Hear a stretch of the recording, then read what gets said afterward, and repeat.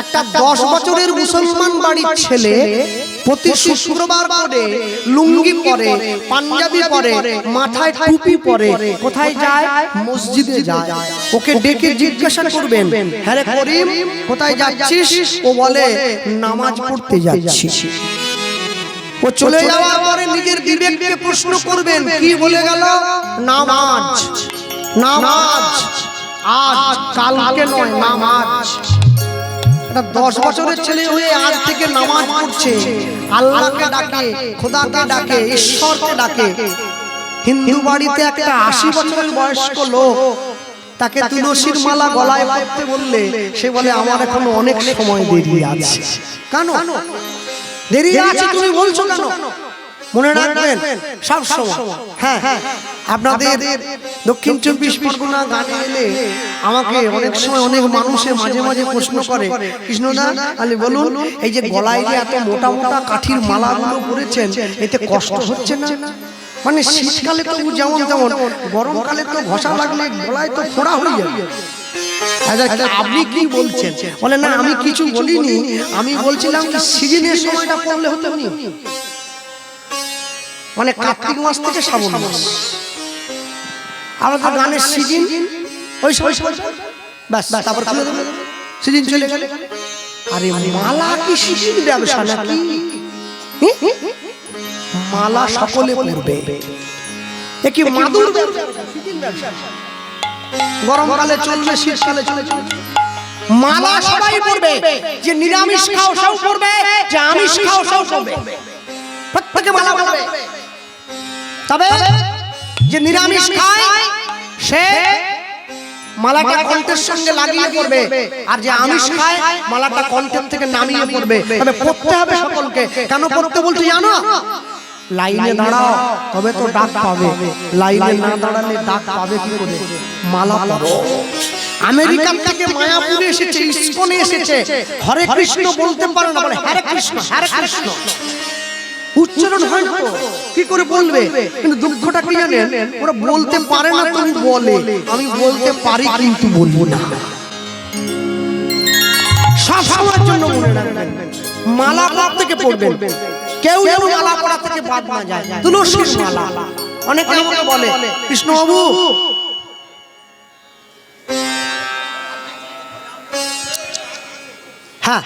সবার আগে বলতে গিয়ে বলবো, অনেকে আমাদের সঙ্গে প্রশ্ন করেছে, জানেন তো কৃষ্ণদা মালা পরার দরকার হয়নি কেন? মন যদি ঠিক থাকে না, ওসব মালা তিলকের দরকার নেই। মন ঠিক থাকলে সব ঠিক।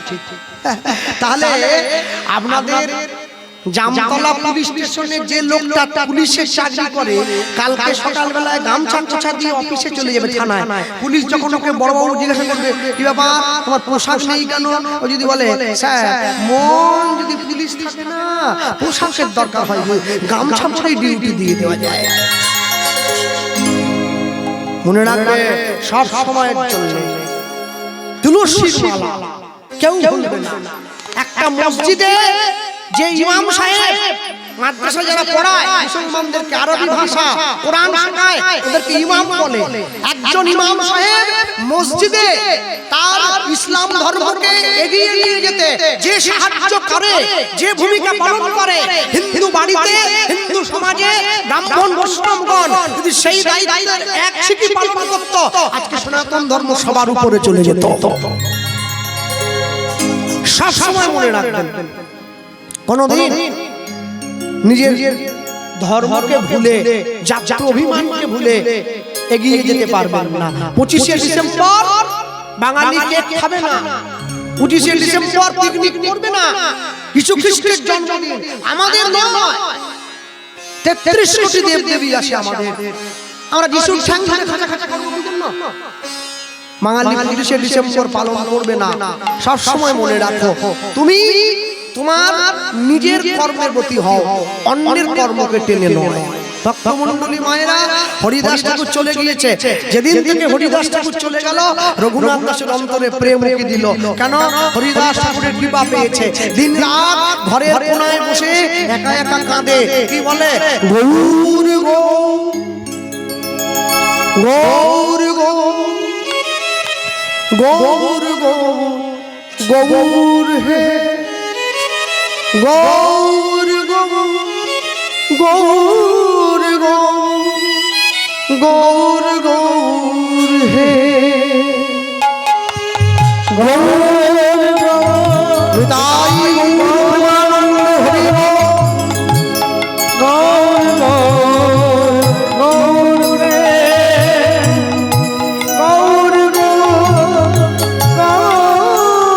গৌর গৌর হে গৌর গৌর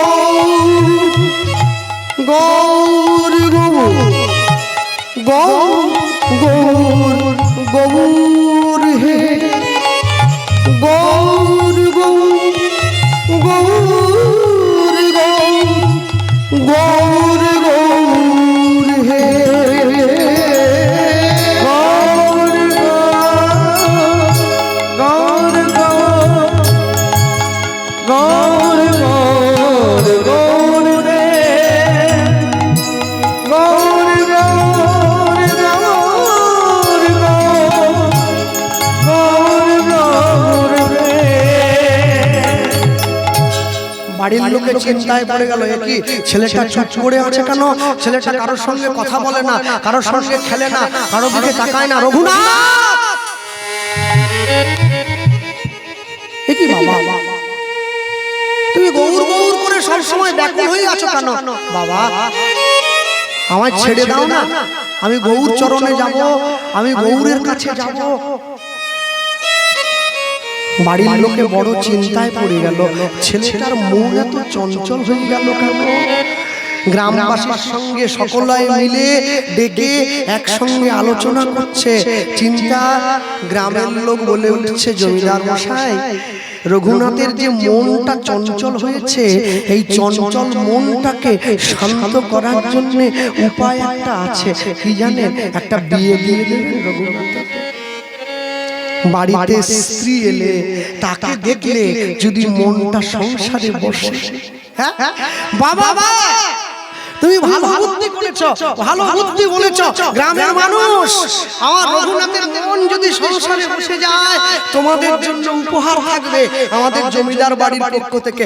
দেখো দেখো, রঘুনাথের জন্য মেয়ে দেখো, সর্বগুণ সম্পন্না, জমিদার বাড়ির বৌমা হবে, দেখতে ভালো হতে হবে, রূপে লক্ষ্মী, গুণে সরস্বতী, তবে তো রঘুনাথের মন সংসারে বসবে। চাইলেই কি সব হয়? তাহলে তো লটারির টিকিট যারা কাটছে সবার 1 কোটি করে লেগে যেত। চাইলে হবে না, আপন ইচ্ছায় জীব কোটি বাঞ্ছা করে, কৃষ্ণ পুরাইলে বাঞ্ছা, জীবের বাঞ্ছা তবে পুরে। চাওয়ার মালিক আপনি, দেওয়ার মালিক সে। যতটুকু মেপে রেখেছেন তার বেশি একটুও পাবেন না, সারা জীবন যত কষ্ট করুন না। ভক্তমণ্ডলী মায়েরা, রঘুনাথ দাসের বাড়িতে প্রত্যেক দিন এক বিধবা মা আসতো ঘর পরিষ্কারের জন্য। যে মেয়েটির নাম ছিল রেবতী দাস। আজকে যখন সেই বিধবা মা এসে রঘুনাথ দাসের বাড়ির অঙ্গনটা পরিষ্কার করছে, জমিদার মশাই ছুটে গিয়ে সেই বিধবা মাকে বলে উঠছে, রেবতী, জমিদার মশাই কিছু বলবেন? তোমার কাজ হয়ে গেলে তুমি একটু সদর ঘরে এসে আমাদের সঙ্গে দেখা করো। যখন ছুটে গিয়েছে, কাজ শেষ করে জমিদার মশাই হাত জোড়ো করে প্রণাম জানিয়েছে। একটা কথা বলবো কি? তোমার একটা মেয়ে আছে না বাড়িতে? আগে হ্যাঁ, ওকে মানুষ করেছি নিজের মতো করে। কালকে সকালে তুমি একটু ঘরে থাকবে, আমরা 2 ভাই তোমার ঘরে যাব। পরের দিন সকালবেলা জমিদার মশাই রেবতী দাসের ভাঙা কুটিরে চলে গিয়েছে। বড় লোকের বাড়িতে গরিব যদি আত্মীয় হয়ে যায়, বড় লোক খুশি হয় না, কিন্তু গরিবের বাড়িতে বড় লোক যদি আত্মীয় হয়ে আসে, গরিব বড্ড আনন্দ পায়।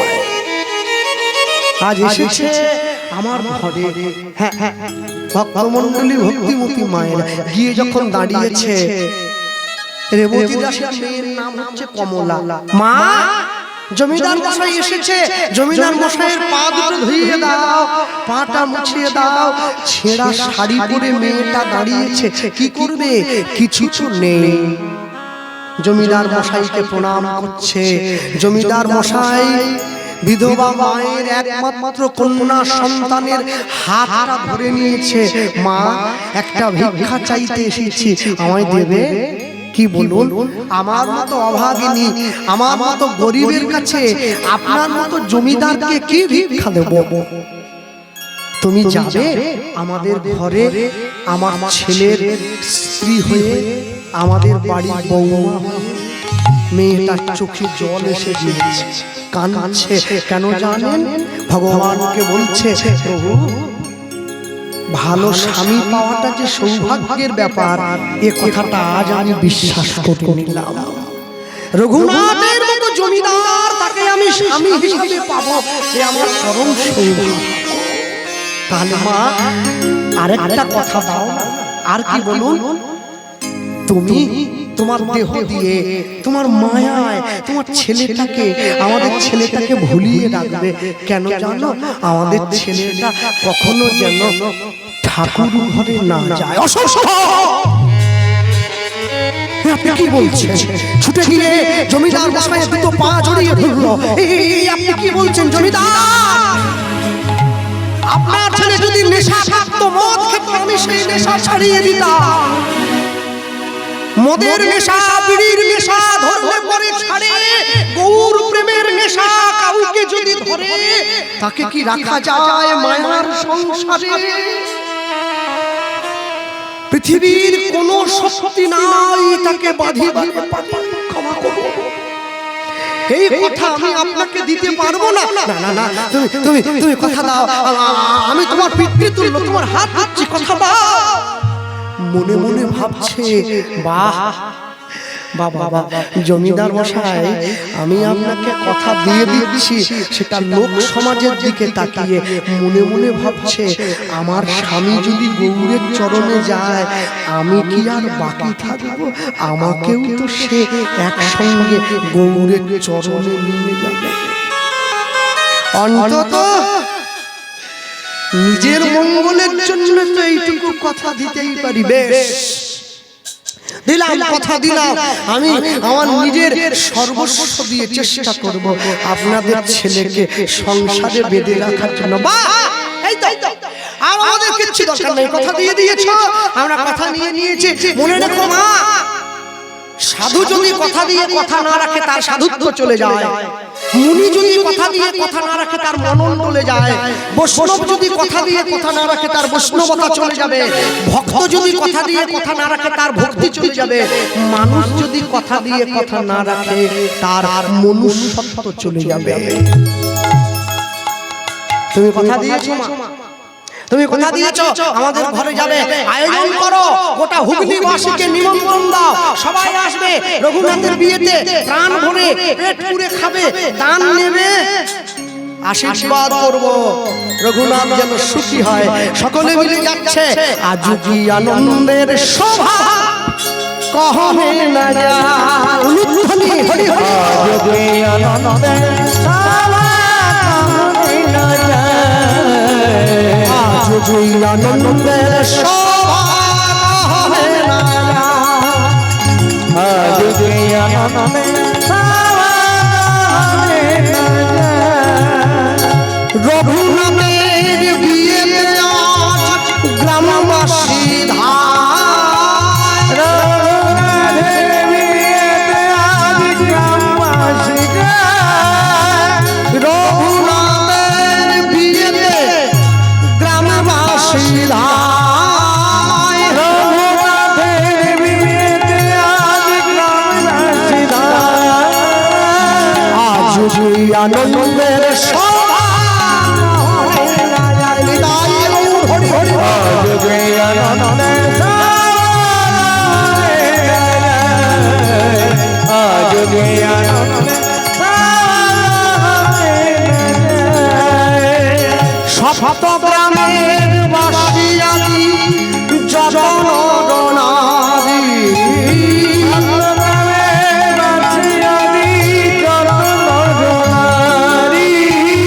সপ্ত গ্রামের বাসিয়ালি যত নরনারী,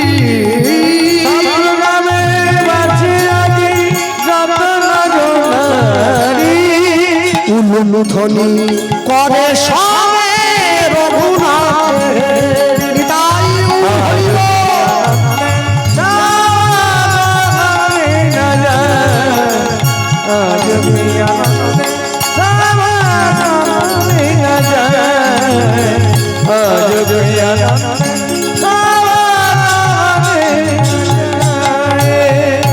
বলো ভাই রঘুনাথ দাস গোস্বামী কি বিবাহ মহোৎসব কি নিতাই গৌর প্রেমানন্দ হরি হরি হরি সকলে মিলে আশীর্বাদ করলো রঘুনাথ জীবনে অনেক সুখী হও, জীবনে অনেক সুখী হও, জীবনে অনেক সুন্দর জীবন লাভ করো। তোমাদের চরণে আশীর্বাদ করি। সকলে মিলে আশীর্বাদ করে এক এক করে সকলে করে আর এক করে ফিরে চলে যাচ্ছে আশীর্বাদ করে। আজ যখন আশীর্বাদ করে ফিরে চলে গেল, ঠিক এমন অবস্থায় রঘুনাথ দাস নিজের স্ত্রীকে সাথে নিয়ে ফুলশয্যার ঘরে প্রবেশ করল। রঘুনাথ দাসের স্ত্রী সুন্দর করে সেজে গুজে বসে আছে ফুলশয্যার ঘরে পালঙ্কের উপরে। আস্তে কথা বলবেন না। রঘুনাথ দাস যখন নেমে এসেছে ঘরের মধ্যে প্রবেশ করা মাত্র তার স্ত্রী পালঙ্ক থেকে নেমে এসে রঘুনাথ দাসকে প্রণাম করছে। রঘুনাথ দাস যখন প্রণাম করছে, জীবনের শুরুতে প্রকৃত স্বামীর কর্তব্য পালন করছে। কিরকম করে? স্ত্রীর মাথায় হাত দিয়ে আশীর্বাদ করছে, গৌর ভক্তি লাভ করো।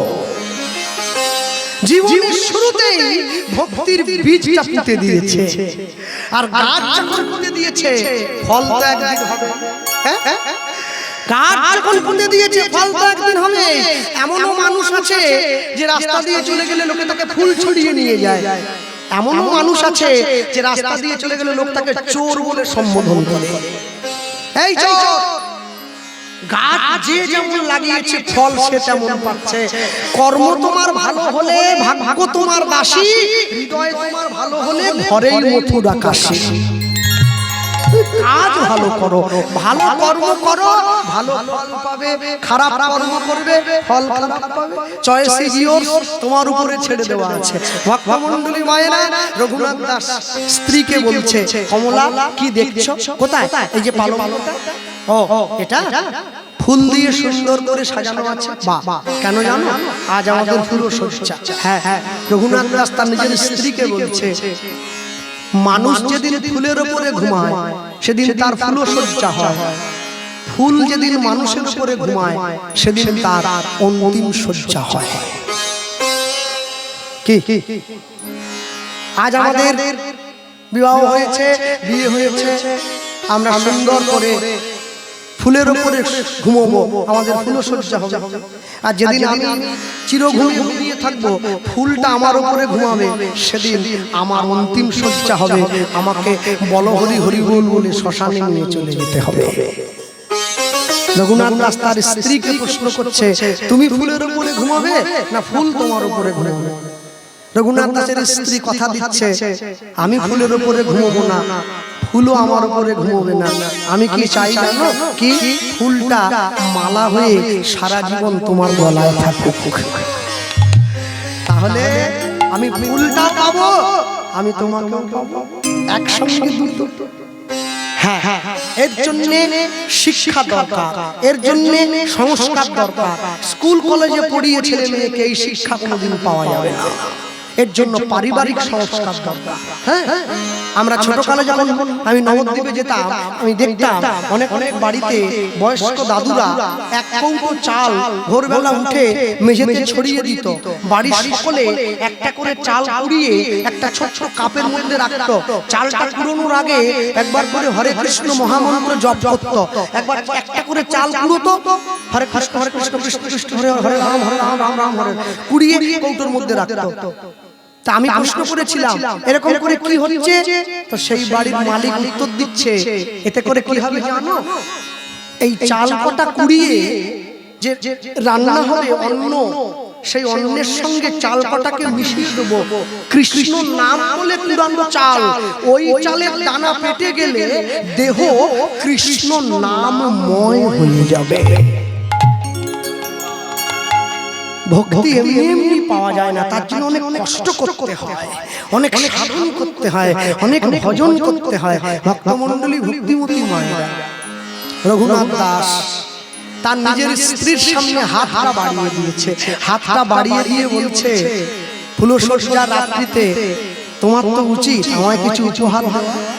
তার স্ত্রী বলছে, দেখো আমি তো গরিব, আমার মতো গরিব ভিখারি তোমায় কি দিতে পারি, তুমি তো জমিদার। রঘুনাথ দাসের স্ত্রী যখন এটা বললো, রঘুনাথ দাস বলে উঠছে, তোমার কিচ্ছু দেওয়ার নেই আমায়। মনে মনে ভাবছে, কি দেব কি দেব, হ্যাঁ হ্যাঁ পেয়েছি, কি মনে রাখবেন, কি দেওয়া যায়? নারী জাতির জীবনে সব থেকে বড় কি? তার সম্মান। Health lost, something lost, wealth lost, nothing lost, money lost or something lost, but character lost, everything is lost. যদি বিশ্বকবি রবি ঠাকুরের ভাষা দিয়ে বলি, তোমায় যদি দিতে কিছু হয়, কি দেব জানো? আমি যদি দিতে চাও, যদি কিছু নিতে চাও, আমি দেব তোমায় কি? আমার জীবনের যা কিছু ছিল, আমার জীবনের সম্মান, আমার জীবনের মূল সম্পদ যেটুকু ছিল, আমি আজকে তোমার চরণে সেইটা দিয়ে দিলাম। রঘুনাথ দাস রাতের অন্ধকারে ফুলশয্যার ঘরে বসে নিজের স্ত্রীর চরণটা জড়িয়ে ধরেছে। তুমি যখন আমায় দিয়েই দিলে, তাহলে আমায় অনুমতি দাও, আমি গৌর চরণে যাব, আমি গৌরের কাছে যাব।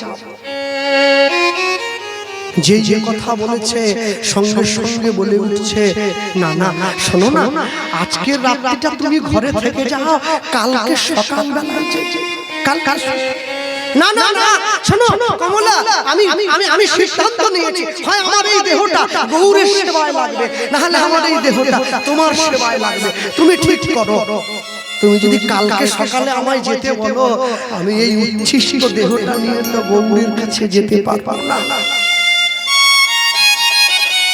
তাই যেতে যদি হয়, এই শুদ্ধ দেহটা নিয়ে আমায় যেতে হবে। মনে রাখবেন।